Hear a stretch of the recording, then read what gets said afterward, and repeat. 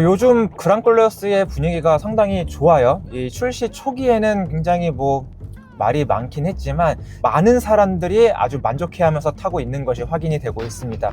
실제로 올해 차도 되게 많이 받았으니까 제대로 된 가치를 인정받았다고도 볼 수 있겠죠. 그런데 그랑클래스 앞선 그런 하이브리드 기술력도 굉장히 좋은데 이 하이브리드 모델의 풀옵션을 더하면 거의 한 4,600만 원 정도가 된단 말입니다. 그렇기 때문에 이런 차가 좋다, 이런 차를 사야 돼요 라고 저는 말할 수가 없는 입장이에요. 그렇게 돼버리면 제조사가 원하는 대로 이끌려 가기 때문이죠. 가솔린 모델의 전륜구동 모델을 선택하게 되면 동일한 그랑클래스라도 한 3천만 원 중반대, 하이브리드 풀옵션 모델에서 거의 1,000만 원이 빠지는 아주 저렴한 가성비 모델로 구입을 할 수가 있습니다. 그래서 저는 오늘 이 차를 리뷰를 해보려고 합니다. 차 주행 부분에 대한 얘기는 이미 저희 쪽에서도 비교 테스트를 통해서 많이 다뤘으니까 길게 설명드리진 않겠습니다. 상당히 기본기가 탄탄하면서도 내가 지금 국산차를 타는 건가 유럽 차를 타는 건가 라는 느낌이 들 정도로 굉장히 잘 만들어지고 조율도 잘 됐습니다. 스티어링 쪽에서 느껴지는 감각, 승차감, 조금은 이렇게 탄탄하게 느껴지는데 거기서 느껴지는 안정감이 굉장히 좋거든요. 그리고 정숙성도 강점입니다. 처음 딱 탔을 때 거의 이 차가 하이브리드인가 그냥 내연기관 모델인가 의심이 됐을 정도로 조용하기 때문에 오히려 좀 타이어 로드 노이즈가 좀 많이 올라온다고 느꼈을 정도로 정숙성 부분도 상당히 잘하고 있어요. 엔진은 그냥 무난합니다. 딱 가솔린 4기통 2.0L 터보 엔진을 바탕으로 한 211마력 정도를 내는데 이런 SUV에서 다인 승차 환경이든 아니면 큰 무거운 짐을 싣건 그냥 차량을 이끌고 가기에는 충분한 힘을 발휘합니다. 연비 부분도 만족스러웠습니다. 공인 복합 연비가 리터당 11km대를 보여주고 있는데 실제로 주행하면 일단 그보다는 더 높은 연비를 보여주고 있고요. 그리고 현대 산타페 2.5 가솔린 모델 그리고 전륜구동 모델 같은 경우도 그보다는 조금 낮은 연비를 보여주거든요. 그렇기 때문에 크기, 무게 이런 걸 제외하고서라도 기본적인 효율 자체가 그래도 나쁘지 않게 뽑혔기 때문에 물론 여기서 더 높은 연비를 원하신다면 하이브리드 모델을 선택해야 되긴 하겠지만요. 자, 그런데 이 차를 선택하시는 데 있어서 좀 고민되실 부분이 있을 겁니다. 바로 듀얼 클러치 변속기가 탑재됐다는 것이죠. 저도 이 부분에 대해서 좀 막연한 걱정이 있습니다. 그래서 소비자의 입장에서 이 차를 직접 여러 가지 좀 간단한 테스트를 통해서 듀얼 클러치가 지금 어느 정도의 승차감을 보여주는지를 한번 확인을 해 보겠습니다. 자, 일단 현재는 D 레인지로 설정을 해 놨고요. 가다서다를 좀 몇 번 해보겠습니다. 자, 가속 페달을 밟는 상태에서 가다서다.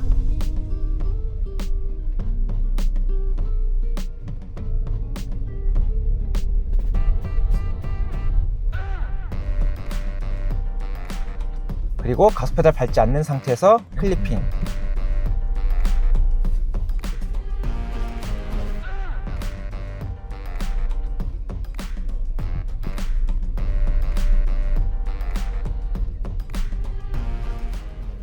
자, 이때 느낌을 말씀드리면 가속 페달을 밟으면서 출발을 할 때는 그래도 일반적인 듀얼 클러치 느낌이 살짝 들긴 합니다.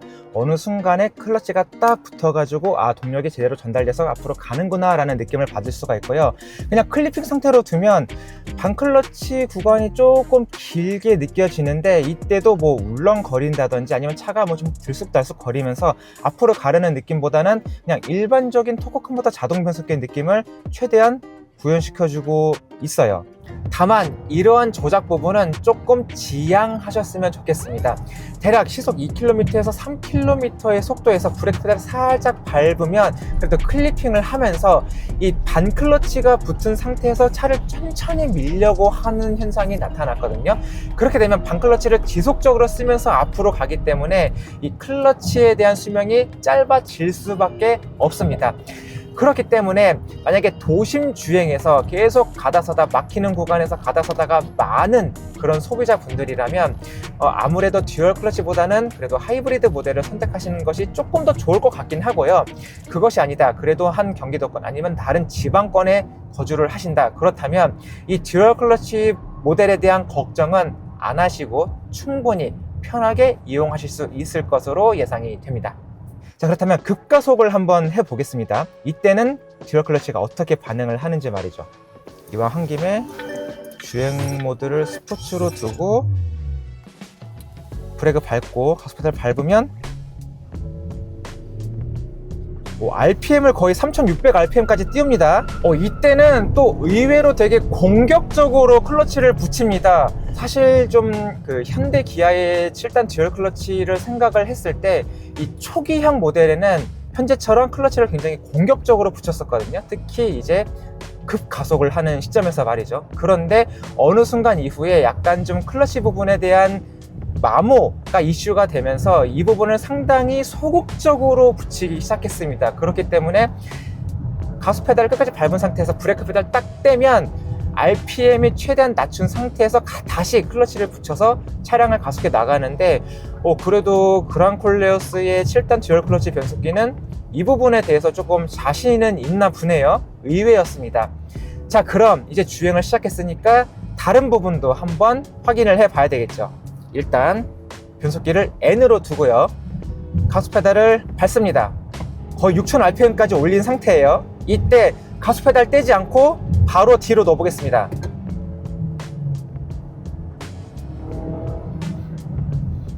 자, 이때는 클러치 보호를 위해서인지 바로 붙이지 않고 일정 수준으로 엔진 회전수가 내려가면 그때 이후로 조금 부드럽게 클러치를 부착을 시켜줍니다.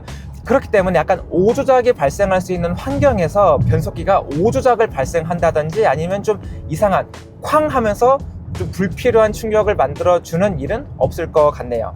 자, 아직 끝나지 않았습니다. 가속 페달을 일정하지 않게 계속 밟아 보겠습니다.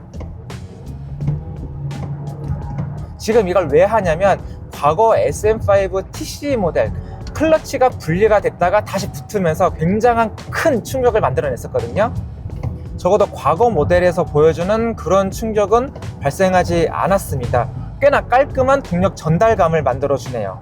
자, 다음은 이제 수동 변속 모드로 조작을 하면서 특히 2단이나 3단 여기서 5 갈 때 어떠한 충격이 발생하는지도 한번 확인해 보겠습니다. 어느 정도 속도가 붙은 상태에서 이 매뉴얼 모드로 수동 변속을 해서 기어를 인위적으로 내리게 되면 가끔 가다가 엔진 회전수와 이 변속기 기어비가 맞지 않아서 변속기가 붙을 때 쿵 하는 그런 충격이 발생할 수가 있는데 이번에도 그런 특별한 문제는 나오지가 않았습니다. 자, 지금까지 저는 이렇게 좀 몇 가지 간단한 테스트를 해서 이 듀얼 클러치 변속기 정말로 좀 믿을 수 있고 좀 승차감 부분에서 문제가 없는지 한번 확인을 해봤습니다. 정말 특수한 상황이 아니고서는 이번 듀얼 클러치 변속기는 여러분들께서 걱정하실 만큼 승차감 저하라든지 아니면은 굉장한 불특정한 움직임이라든지 변속 충격 이런 부분에 대해서는 좀 걱정하지는 않으셔도 될 것 같아요. 실제로 이렇게 인위적으로 조작을 하는 거 이외에 그냥 제가 일상적으로 주행을 했을 때도 굉장히 부드럽게 그러면서도 빠른 변속을 해주는 모습을 볼 수가 있었는데 실제로 제가 일상적인 주행 환경에서 도심에서 가다 섰다를 많이 반복을 하더라도 이 변속기는 특별한 문제를 보이지는 않았습니다. 다만 변속기 성격을 이렇게 좀 부드러운 성격으로 많이 튜닝이 되어 있기 때문에 여러분들께서 생각하시는 포르쉐의 PDK 변속기라든지 아니면 페라리의 듀얼 클러치 변속기 이 정도의 굉장히 강력하면서도 빠른 그런 성능까지 보여주진 않는다는 점은 참고를 하셔야 될 것 같아요. 일단 변속기의 성격 자체가 SUV 그리고 가족용 자동차, 가족용 승용차라는 성격에 맞춰서 굉장히 부드럽게 설정이 되어 있습니다. 수동으로 변속을 하더라도 변속 속도가 정말 엄청나게 빠르다라는 느낌까지는 들지는 않아요. 그냥 듀얼 클러치 변속기이기 때문에 절도감이 있으면서 필요할 때 그래도 좀 빠른 변속을 해준다 정도의 느낌을 받고 일상적인 주행에서는 굉장히 부드럽게 변속을 해주기 때문에 거의 토크 컴퓨터 자동 변속기의 감각을 많이 따라가려고 노력한 흔적을 볼 수가 있습니다.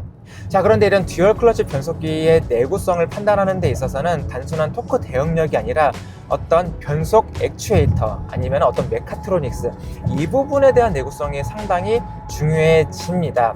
왜냐하면 이 부분이 정말 많이 망가지기 때문에 여러분들께서는 듀얼 클러치 변속기 한 10만 킬로 쓰면은 좀 교체를 해야 되는 거 아니야? 아니면 적어도 클러치 부분은 교체를 해야 되는 거 아니야? 라고 아마 이해를 하고 계실 거예요. 그런데 이 변속기 같은 경우는 일단 제조사 발표 기준으로 내구 성능이 약 35만 킬로미터에 이르는 것으로 밝혀졌습니다. 이 정도 내구성이면 여러분들께서 일상적으로 차량을 구입하시고 폐차하는 데까지는 거의 변속기에 대한 고민 없이, 걱정 없이 충분히 이용할 수 있는 내구성이라고 볼 수가 있겠죠. 자, 듀얼 클러치는 크게 두 가지로 나뉩니다. 습식 듀얼 클러치, 그리고 건식 듀얼 클러치가 있어요. 자, 르노 코리아는 예전에 건식 DCT가 장착된 자동차들을 판매했어요. 근데 그랑 꼴레오스 같은 경우는 습식 DCT입니다. 그러니까 DCT라고 하더라도 그 특유의 장점들은 그대로 가져가지만 습식과 건식 느낌도 많이 차이가 나고 실제 주행 환경에서도 많이 다른 모습을 보여주거든요. 그리고 이제는 건식 DCT는 거의 사장이 되고 있는 부팅입니다. 현대차가 그나마 조금 사용하고 있었는데 이제는 토크 컨버터 변속기나 습식 변속기로 바뀌고 있어요. 자, 그래서 지금 서킷을 달리고 있는 그랑 꼴레오스의 2.0 가솔린 터보 이 전륜구동 모델 같은 경우는 7단 습식 DCT가 적용이 됐습니다. 자, 습식 DCT 같은 경우는 일단 가장 큰 특징은 토크 허용 범위가 굉장히 높다는 거예요. 높은 토크를 대응할 수가 있고 주로 스포츠카, 슈퍼카들이 습식 DCT를 사용하고 있습니다. 그래서 포르쉐, 페라리 이런 자동차들 전부 습식 DCT예요. 그리고 건식에 비해서 조금 더 부드럽기도 하고 사용함에 있어서 조금씩 느낌은 다르겠지만 절도 있는 모습도 훨씬 더 좋습니다. 그래서 사실 이런 서킷 환경에서도 그냥 패밀리카 같았던 그랑 꼴레오스가 화끈한 모습을 보여주거든요. 야, 근데 이거 이제 왜 150, 150 마커가 없어졌어? 이거 뭐야? 언제 없어진 거야? 자, 일단 DCT 얘기를 떠나서 제가 그랑 꼴레오스 거의 전 모델 다 타봤는데 이 전륜구동 가솔린 터보만 못 타봤거든요. 근데 의외로 그 와인딩 달렸을 때나 도심에서의 느낌이 썩 나쁘지 않았고 그래서 서킷 환경이 좀 궁금하기도 했었습니다. 물론 서킷에 완전히 잘 매칭되는 자동차는 아니지만 그래도 확실히 기본기가 탄탄하다 보니까 재밌습니다. 자, 변속기의 기본적인 역할은 엔진의 힘을 바퀴에 효율적으로 잘 전달하는 겁니다. 효율적이라 함은 단순히 그 연비만을 뜻하는 게 아니에요. 그러니까 힘을 어떻게 전달할 것이냐, 이게 굉장히 중요합니다. 엄밀히 말하면 힘이라기보다는 회전입니다. 엔진의 회전력을 어떻게 바퀴로 고스란히 전달하느냐. 여기서 로스를 줄이고 단계별로 바퀴를 강하게 돌리기도 하고 약하게 돌리기도 하고. 자, DCT 변속기는 수동 변속기와 구조적으로 가까운 부분이 많이 있어요. 그래서 장점은 무엇이냐? 이런 서킷 환경에서 굉장히 직결감 있는 변속을 보여줍니다. 그랑 꼴레오스 패밀리카예요. 이 차 퍼포먼스보다는 효율, 그리고 편안함, 안전, 이런 것들을 위해서 달리는 차란 말이죠. 그런데도 이 DCT의 기본기는 사라지지 않습니다. 서킷 환경에서 코너를 맞닥뜨렸을 때 변속하면 굉장히 빠르게 변속이 되기도 하고요. 이 220마력이 넘는 이 최고 출력을 알뜰하게 사용하기 위해서 굉장히 노력하는 모습입니다. 그리고 이렇게 오르막 코너 힘들거든요. 변속을 통해서 토크를 몰아주는 느낌, 이런 것들도 상당히 매끄럽습니다. 패밀리카 이상의 모습을 보여주는 것 같기도 하고, 이 그랑 꼴레오스의 기본적인 설계 자체도 저중심 설계, 그리고 단단한 이 차체, 그리고 생각보다 한계치가 높은 세시 능력, 이런 것들이 나름 부각이 되는 것 같아요. 자, 대신 조금 걸러서 이해해야 될 수치가 있긴 합니다. 일단 동력 전달 효율 부분이 97%라고 이야기를 하고 있는데 요즘 듀얼 클러치 거의 다 그 정도는 되니까 이 부분이 엄청나게 뛰어나다라고 볼 수는 없을 것 같고요. 변속 속도 최대 0.2초 만에 변속을 한다고 합니다. 그런데 이것은 변속기가 만들어낼 수 있는 최대 변속 속도이기 때문에 실제로 체감을 했을 때는 그보다는 아마 느리다고 생각을 하실 것 같아요. 그런데 가끔 스포츠 모드에서 변속을 하게 되면 항상 그런 것은 아니지만 가끔 되게 빨리 변속되는 경우도 있었거든요. 그럴 때는 이 변속기의 최대 변속 속도가 실행이 됐구나 라고 이해를 해주시면 될 것 같습니다. 웬만해서는 변속을 조금 느리게 하고 클러치 미팅도 조금 천천히 가져가면서 승차감 부분에 대한 노력을 더 많이 기울였다고 봐주시면 될 것 같습니다. 이 차에 대해서 좀 걱정을 많이 하고 시승을 시작을 했습니다. 이 듀얼 클러치 변속기의 고질적인 문제, 그리고 여러분들이나 저나 같은 소비자 입장에서 이런 듀얼 클러치 변속기 좀 승차감 많이 안 좋을 것 같은데 라는 생각을 했는데 타보니까 그래도 그 부분에 대해서 연구원 분들이 정말로 많은 노력을 하고 만들었다는 것을 바로 알 수가 있었어요. 듀얼 클러치 변속기가 보여주는 그런 강점을 그대로 보여주면서도 또 여러분들께서 걱정하시는 부분은 최대한 최소화시켜서 만들었기 때문에 이 차를 선택하시면 그래도 만족감이 꽤 크지 않을까라는 생각을 해봅니다. 자, 그럼 저는 앞으로도 여러분들의 고민거리 그리고 걱정하는 부분을 직접 검증하고 한번 확인해보는 컨텐츠를 다양하게 만들 것을 약속드리면서 다음 컨텐츠로 돌아오도록 하겠습니다. 저는 지금까지 김선웅이었고요. 여러분들은 모터그래프와 함께하고 계십니다.